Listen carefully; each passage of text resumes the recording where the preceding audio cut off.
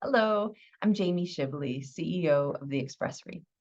Today, I want to spend some time talking about trust, trust in all of our business building efforts. And how do we get there faster, right? And how do we hold that trust longer? And where this is coming from is last week, I received an email with the subject line that said, "How to survive a trust recession." I don't know about you, but I have never heard of a trust recession until that moment. But apparently it exists. And if you Google it, there are some articles on it. It goes back a while. Um, and the email that I received went on to talk about a survey that shares that we are at the lowest point of person to person trust in the last 40 years. And that's probably not surprising to anybody, given the state of society these days. Things are pretty divisive. This has been going on for a while, right? Um, our social platforms uh, are full of trolls and negativity and whatnot. Um, and with the evolution of AI and fake news and whatnot, it's getting harder not to question things, right? And yes, this holds true in business relationships. And I don't know much about this trust recession and whether we're in it or not.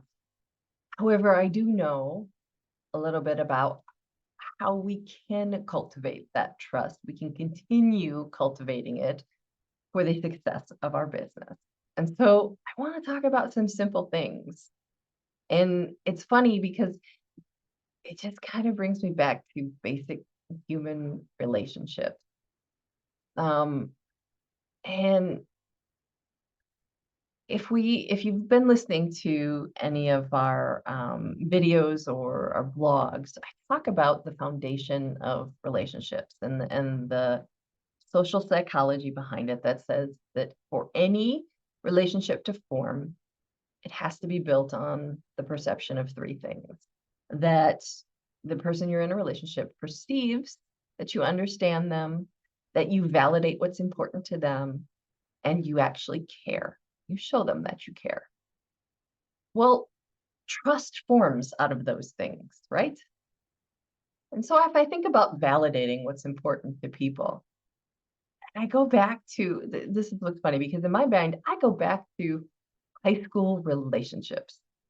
And I remember dating a guy who was interested in he collected comic books.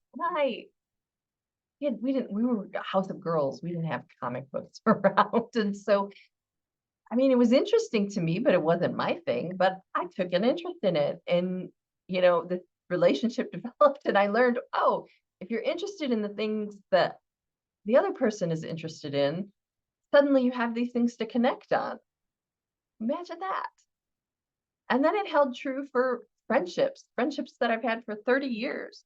One of my really good friends, the day we met, we started talking about our shared interest in dogs because she had pictures of her dogs.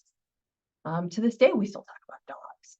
But again, it was this conversation and this giving related to something that the other person valued. And it's the same in our business. What do you do for your kids, right? When you're trying to engage them at home and they come home from school and you ask them how their day was and they say fine. Well, all right, engage them in something that was probably important to them throughout the day. Bet they start talking, right? It's the same in our relationships with business. So if you want to convert prospects faster, you need to build that trust, right? And so at the bottom line of things that I can tell you to do is look for the ways to be generous, help them, and the things that are important in their space. What is it that they're struggling with? And it doesn't have to necessarily be related to the services you provide. If you are simply giving and showing them that you understand and see what's important to them, they're going to engage with you. Okay. They're going to trust that you are a good person and eventually someone they like. And we all know what happens when we like people. We eventually end up doing business together, right? The same with retaining more clients. How do you retain them? You check in with them and you find out what's important to them. What are their current challenges? What are they working on? What are they excited about that they just achieved? Because when you're showing up and acknowledging and contributing to that world of theirs, again, you are their trusted partner, and that forms long-term relationships. Same with your team. It applies over and over again. So, I guess to leave you, I challenge you to have conversations where you can identify something new that is important in your client's world and maybe even your prospects world.